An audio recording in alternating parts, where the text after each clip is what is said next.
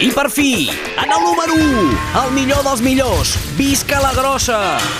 Nos vamos a Carballo, a ese pueblo de Coruña donde, Quique, ¡qué alegría! 45 millones de euros que les ha tocado. ¡Qué asco! Además es que es muy curioso porque estamos en el bar que se llama Arco Iris. Es curioso eso. Son todos clientes del bar y durante todos estos días venían, se tomaban algo y dame un décimo. Siempre es bueno beber, pero en estos casos beber un poco más. 300.000 euros, aunque me decía que hay gente que se ha llevado pues hasta 2 y hasta 3 décimos. Imaginaros cómo es la fiesta. Pot acabar això com el Rosari de l'Aurora. ¿Qué? Millonario no, millonario, ¿cómo que no? Te sacan de un apuro. Te sacan de un apuro, te sacan de 2.